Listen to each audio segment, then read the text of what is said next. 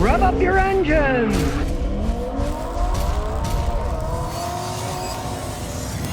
Today I'm going to talk about things on your car that may really worry you, like warning lights. I'm going to show you where a lot of times it doesn't mean all that much and you should stop being such a worrywart. Now, this was originally my son's Camry. He gave it to my grandson and he's been driving it for like 4 or 5 years. And sure, he hasn't been doing much maintenance on it, but the thing is still running. Things that are wrong with this car that, hey, the average person can just say, heck, I'll live with that, and there's no damage done. We'll start it up from scratch and see what we should look at first. So I'll start off with the Toyota. Of course, it's going to start up. And what do we see? Maintenance required. Those stupid things come on every so many miles. They're programmed to do that. And on this Toyota, it's a simple thing. Most cars, it's easy to turn them off. There's a few tricks. But in a Toyota, watch this. Okay, we'll turn the key on, and we'll see it's on odometer. So what we're going to do is, we're going to turn the key off, then we're going to push the odometer trip meter in, then we're going to turn the key on again. Now it's on. You can see it's flashing now, and it stopped flashing. Then take your finger off the odometer and start it again. And voila! Aha! It's gone. That reset it. It doesn't really mean anything. They put those on years ago to try to get you to take it back to the dealer to spend a ton of money on maintenance that often doesn't need to be done. As long as you change the oil and filter regularly, just taking care of the car, it's a meaningless light.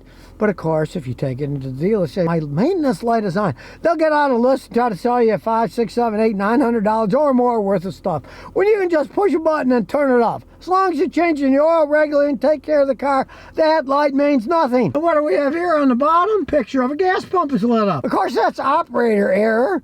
My grandson doesn't like putting money in his car, so as you can see, it's almost completely out of gas, down by the E. Once you get low on a Toyota, if it gets under 1.5 gallons, couple gallons of fuel in the tank, it turns that light on, warning you you're running low on fuel. Now, this is a warning light that I tell you to heed, and I'm telling you to heed it for one main reason. Sure, it's warning you that you might run out of fuel, so you want to fill it up. But if you drive so that you actually run out of fuel, realize your fuel pump is inside the gas tank. It's inside here. It's a sump type system. It sucks from the bottom. When you run really low on gas, if there's any crud in your gas tank, it'll get sloshed, sucked in, clog up your fuel injection system. And if the worst thing happens, you actually do run out of gas, your electric fuel pump in the tank will suck air. That will burn the pump out, and they cost many, many, many hundreds of dollars to replace. And the reason it ruins the pump is because, believe it or not, the gasoline in your tank lubricates your pump. It flows through the pump, and the liquid gasoline lubricates the pump. If you start sucking air with that pump, the air does not lubricate the bearings in the pump, and the pump will burn itself out. This has still got the original fuel pump in it because he never ran it all the way out of gas and then tried to start it. Now, let's say if your car stalls, you go down the road and you see that the gas tank is on empty, stop right there. Then get yourself a can, fill it up with gas, take a little walk or get an Uber, come back and put gasoline in it so you don't suck air. Because even 2 or 3 minutes of cranking the engine, having the pump suck air, could burn that pump out. It'd be an expensive mistake because you didn't want to put in $5 of gasoline in the car. Now, the next thing you see is the tire pressure monitoring light is flashing on and off. That's that goofball flashing thing. It's got the tire with an exclamation point. Well, that's warning you that one or more of the tires are low on air. Or high on air if you put too much in. This car's been flashing that way for over a decade. It doesn't mean that your tires are low necessarily, especially on an old car like this. It's a 2007. And like I say, it's been doing this for over 10 years. Now, of course, you want to get a tire pressure gauge and check your 4 tires. And check the spare too, because many of them have a sensor in the spare, and it could be that the spare's low on air, making the light go on. So check the pressure first, because it could be you actually are low on pressure. But in this case, it's been doing it for over a decade because the system is broken. It's a Toyota, things eventually break. Well, these break for a reason. Inside your tire stem where you add air, there's a sending unit, much like a radio broadcast station. It's sending the information of pressure to the computer in a car that when it gets low warns you. There's one in each tire. They operate with batteries. Guess what happens to batteries? they run out of power after a while. Over a decade ago, it ran out of power. Well, rather than spend a fortune replacing all 4 of them, or even dumber, you got one that's worn out, replace the one, then a few months later, the other ones will go out, they're all the same age, right? And it costs a lot of money to take the tires off. Take out the part. Buy new ones that cost a lot of money. Put the new valve stems in. Have the tires rebalanced. Then have the system reprogrammed. I've got all this equipment to do it, but I mean, it's a pain in the butt, considering you can buy a tire pressure gauge for $5, or this is a $15 one because it's digital and I like it. It's extremely accurate. It goes in half-pound increments. It makes it a lot easier than reading those stupid little lines. Why spend a fortune when you can have one of these? And if you do, just check your tires every once in a while when the car's cold. Don't waste a bunch of money fixing that stupid light when you can fix it by buying an $8, $10 tire gauge and check it yourself every once in a while. Now we're gonna check under the hood here to show you something, but first we gotta get the ice off. Good thing it goes off in sheets. Whee! Now this wasn't Toyota's fault, this horrible paint. They got in a wreck. A body shop did a really crappy job repainting it, and now all the primer's coming out because they didn't know how to paint a car. You can't blame Toyota on that. But you can blame them for what's going on under the hood. With the snow that was on there, it won't stay up. The struts are worn, so we need a stick. I happen to have a handy one here. We'll wedge it in a good place where it's not going to fall or get stuck.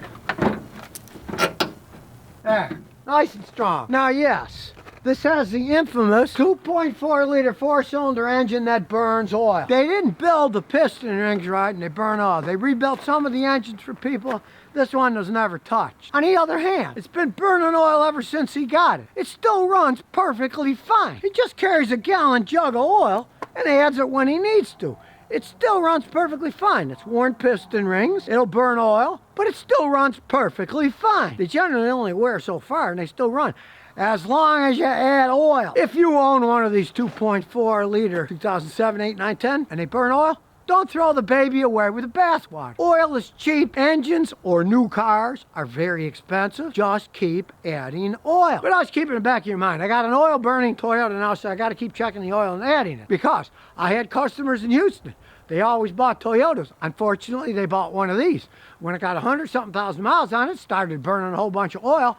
They didn't bother checking it, and then they blew up their engines. One of my customers with a Camry, she said, "What's wrong with my car?" And I said, "You've ruined the engine. There's no oil in it." She said, "Well, I got the oil changed in June, August now." And I said, "Yeah, but you drove it 3,000 miles and it's burning oil and you burnt most of it out. Now the engine's destroyed." If you do own one of these, just keep adding oil. And perhaps do as I did, move to Clarksville, Tennessee, where they don't do vehicle inspections, so you don't have to worry about the pollution control test every year, where because it's burning oil, it may pollute a little bit more, and then it won't pass the test because it can clog up the catalytic converter and stuff.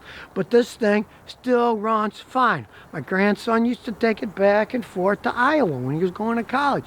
It ran fine. You just gotta put oil in it as it burns out. If you don't, yes, goodbye. But if you do, they can still run quite some time. Now, the next thing I'm going to talk about is superficial body damage. As you can see here, my grandson hit something. Actually, he hit a goat on the road at night. The goat didn't end up too well, but he's been driving this for a couple of years this way. And sure, it makes noise when you're going down the road, but it doesn't really hurt anything. Me, I can't stand driving a car that looks like that. At the least, I'd get a little hacksaw and I would cut all the loose parts off and make it even on each side so it at least would look the same. See, over here it was hitting his tire, so he put these zip ties to hold some of it on. He could have done a neater job now. But it doesn't hurt anything. This is the metal fender. This is all just plastic crap. Doesn't really do much of anything except make it look cool. Just like those stupid beauty covers on the top of modern car engines. When you open the hood and it's all plastic, you don't really need that crap. It doesn't really need it. It's more for show than anything else. And the same thing goes for the undercarriage of your car. When you go under the car, you can see His is almost all gone. There's a little tiny piece left here, but everything else, all that plastic is completely gone. On a racing car, on a fancy Mercedes, Audi, it actually serves a purpose, because when you're going really fast, 180, 190 miles an hour, it helps keep it streamlined. It helps keep sucking the vehicle down so it has downforce, makes it get a tiny bit better gas mileage. But on a normal car that people drive down the street, it doesn't really serve any purpose. So if you hit speed bumps and it starts ripping the plastic off, if you don't care like my grandson, you can leave it that way. But if you do care, hey, you could cut pieces of it off to make it look neat. Or you could go aftermarket and buy like a Taiwanese made bumper and bolt that on. Because that stuff, it's all cosmetic. If you don't like the way it looks, go ahead and fix it. If you don't care, leave it like him. Or if you want to do a halfway intermediary fix, cut off each side so at least they look the same. Now as we can see, as you start this whole thing up, you can see it's got 152,000 miles on it, and it still runs perfectly fine because my grandson, even though he's kind of low on maintenance and stuff, he does keep oil in the engine. Now, if it had been a different Camry, an older one or a newer one, it probably wouldn't have burnt oil, and he wouldn't even have to deal with that other than changing it every once in a while. Don't be freaked out by things that make you think, oh, my car's falling apart, it's time to get a new one, because things might not be as bad as it seems if you just do a little maintenance on your car and ignore a bunch of things that look like they're scary, but they don't really mean much at all. Like these broken hood struts. A stick works just as good. Plenty good enough to get you from point A to point B. Take me, for example. I'm 68 years old. And yeah, I don't operate like I used to, but I'm still going along, and it's not time to say goodbye just yet. So if you never want to miss another one of my new car repair videos, remember to ring that bell.